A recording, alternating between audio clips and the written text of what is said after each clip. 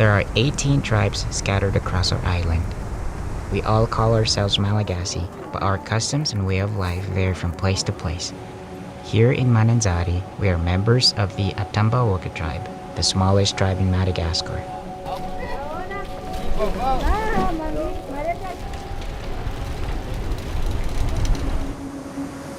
The ocean is our lifeblood here in Mananzari. We rely on the water for everything, from fishing and hunting to plant cultivation. We are surrounded on one side by salt water and fresh water on the other. Some of our largest exports are coffee, vanilla, and a variety of essential oil crops like vetiver, cinnamon, and clove.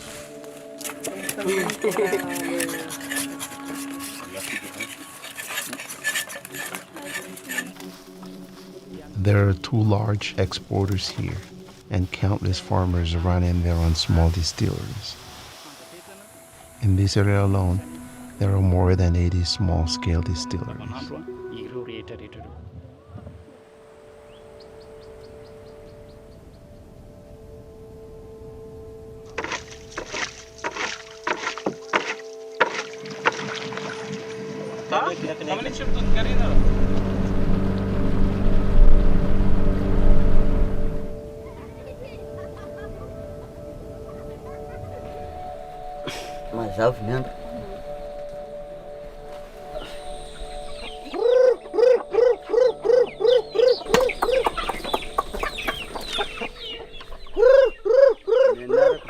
My name is Joseph Clarice.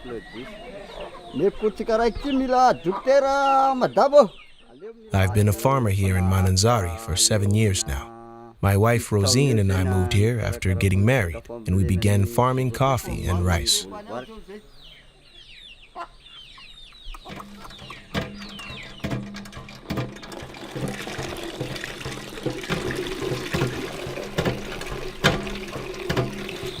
We have a simple life here on the outskirts of Mananzari.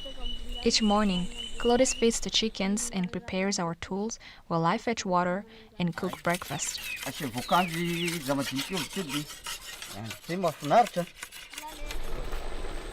We live in a small community of close family, where we all take care of each other.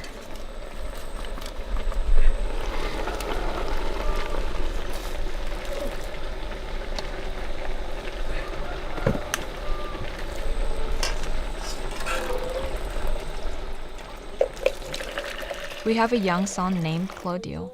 He's 7 years old. He always says that he wants to be a doctor when he grows up. Claudio's education is very important to us. Up until a few years ago, we were still only planting coffee and rice, but that wasn't enough. We started planting clove trees, which provided an additional income we could use to send Claudio to school.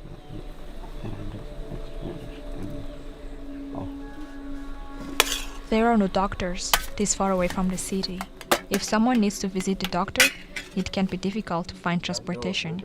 We hope that by sending Claudio to school, he will someday have the opportunity to open a clinic in our area.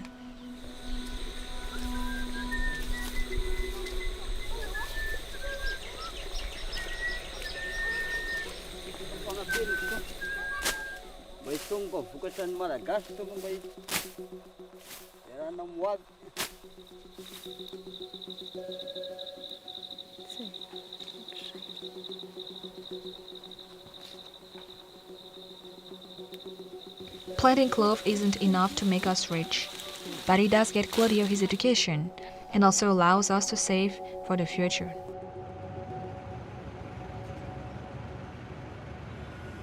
Many farmers live far outside of the city, and it's hard for them to transport their product to the market where they can be sold.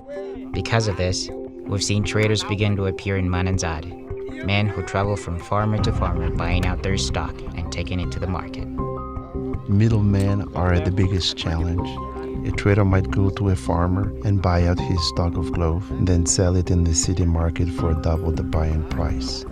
If the farmer doesn't sell, he risks his supply spoiling, so he is forced to make a deal. Using some basic chemistry, a trader can pad their profits even further.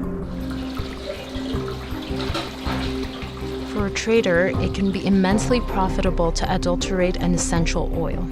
When it comes to clove, for example, there are 3 parts of the plant from which oil is acquired: the stem, the leaf, and the bud.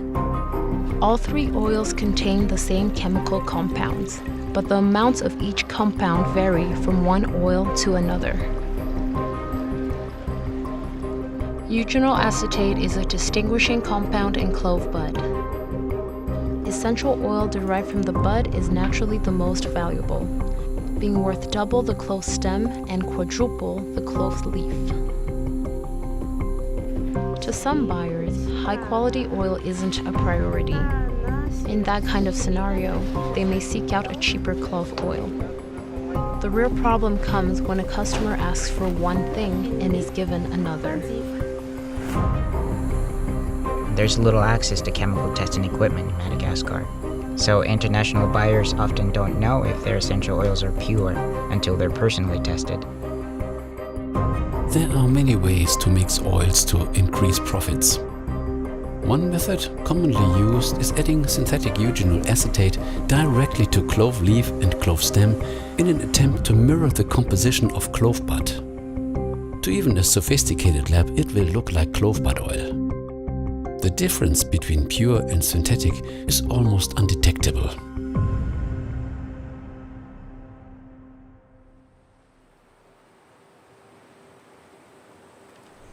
Naturally, most sellers claim their oils are pure, and it would be difficult to prove them wrong.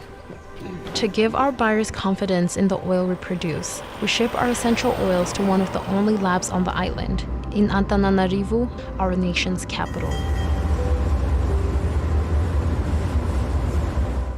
The tests we run in this lab are not comprehensive, but it gives our buyers some base levels to go off of.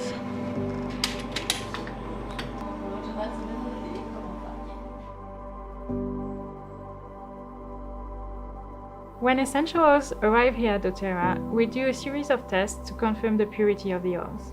At the Quality Control Lab, we use an extensive protocol to ensure the purity. One of the most common tools in the industry is the GCMS, which is used to identify each individual chemical compound present in the oils. It shows the natural composition of the oil, and we also use it to check for adulteration and contamination with chemicals that are not naturally present in the oils. GCMS by itself is not enough to ensure purity. This is why at doTERRA we have additional testing that looks at organoleptic and physical properties of the oils. The last thing we do is to make sure the oils are free of contaminants, such as heavy metals, pesticides, and microorganisms. Because our sourcing team works closely with our suppliers and quality is ensured at the source, we rarely see adulteration.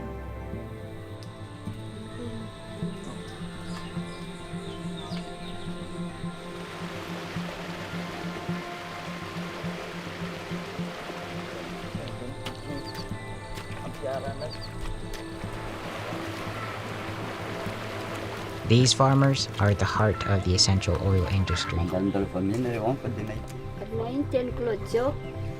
And when oil adulteration happens, it not only cheats consumers from receiving the pure oil they expect, but also these farmers that work so hard to produce it.